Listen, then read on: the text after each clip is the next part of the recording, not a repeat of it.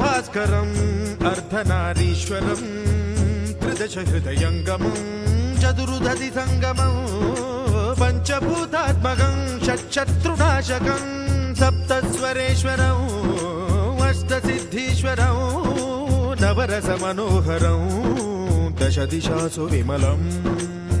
एकादशोज्ज्वलम् मेकनाथेश्वरम् प्रस्तुतिवशङ्करम् प्रणतजनकिङ्करम् दुर्जनभयङ्करम् सज्जनशुभङ्करम्